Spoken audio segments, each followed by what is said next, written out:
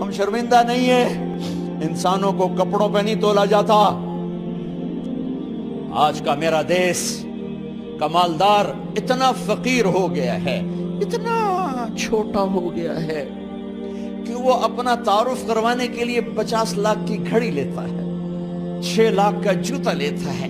آج کی بیگم اتنی چھوٹی ہو گئی ہے کہ اپنے قد کو بڑا کرنے کے لیے وہ 10 لاکھ کا ہینڈ بیگ لیتی ہے کہ دیکھو میرا بیگ 10 لاکھ کا ہے۔ ارے میری بہن، تو 10 ٹکے کی بھی نہیں رہی اگر تو نے بیگ سے اپنے آپ کو بڑا بنایا۔ او میرے دوست، تو 2 ٹکے کا نہیں ہے اگر تو 10 لاکھ کے جوتے اور 50 لاکھ کی گھڑی سے اگر تو بڑا بننا چاہتا ہے۔ ارے اس دھوکے سے نکلو۔ برینڈڈ برینڈڈ برینڈڈ، کہاں جا رہے ہو؟ جب تم اپنی ذات میں بے قیمت ہو تو رب ذوالجلال کی قسم، تمہاری گھڑیاں، تمہارے بیگ، تمہاری گاڑیاں، تمہارے بنگلے تمہاری عزت کو بڑھا نہیں سکتے۔ ابا جان، آج ہم خوشی سے بلند ہیں کہ ہمارے باپ نے بددیانتی نہیں کی۔ گھر میں تشریف لائے، کہنے لگے فاطمہ کچھ پیسے ہیں؟ میرا انگور کھانے کو جی چاہ۔ بس فاطمہ رونے لگی۔ فرمایا امیر المومنین، خزانہ تو بھرا پڑا ہے، 1 درہم کا بھی تیرا حق نہیں ہے کہ تو 1 درہم لے کے انگور خرید لے۔ تو تڑپ اٹھے، فاطمہ میں جہنم نہیں برداشت کر سکتا۔ او میرے بھائیو، جو دن رات سود میں پھنس چکے ہو، جو دن رات جوے شراب میں پھنس چکے ہو، کیسے اللہ کے سامنے سرخرو ہو کر کھڑے ہو گے؟ ایک رات گھر میں تشریف لائے، بچیاں، بیٹیاں، منہ پہ ہاتھ، کپڑا رکھا، دوپٹہ رکھا منہ پہ، اور بات کریں۔ آپ نے پوچھا ارے کیا ہوا تمہیں، یہ منہ پہ کپڑا کیوں رکھتی ہو؟ تو خاموش ہو گئی، لیکن گھر کی خادمہ رو پڑی۔ کہا امیر المومنین، آج آپ کی بیٹیوں نے کچا پیاز توڑ کے اس سے روٹی کھائی، سالن کھائی، اور میرے آج کا تاجر کہتا ہے جھوٹ نہ بولوں تو کاروبار کیسے؟ میرا افسر کہتا ہے رشوت نہ لوں تو گزارا کیسے کروں؟ تو عمر بن عبدالعزیز پھس پہ ہچکیوں کے ساتھ روئے کہ میری بچیوں، میں تمہیں بڑے اچھے کھانے کھلا سکتا ہوں پر میں جہنم کی آگ برداشت نہیں کر سکتا۔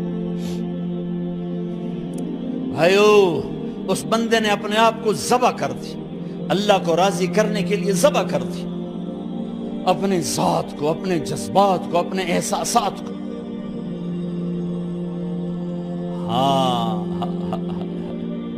اب اللہ نے صلہ کیا دیا؟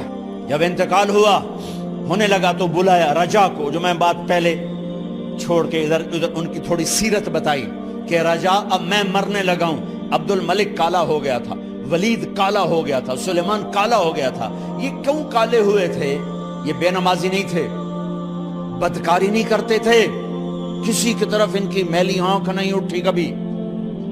یہ ظالم تھے، ظالم، انسانوں کا خون پیا، مال میں خیانت کی، اس پر اللہ نے چہرے پھیر دیے۔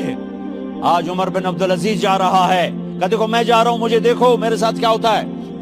ان کا انتقال ہوا، ان کی میت قبر کے کنارے رکھی گئی اور اب نیچے اتارنا ہے۔ سلیمان کی میت کو اتارنے لگے تو ہلنے لگا اور عذاب قبر پہلے شروع ہو گیا۔ عمر کی میت کو جب قبر کے قریب کیا گیا، ایسے ہوا کا جھونکا آیا،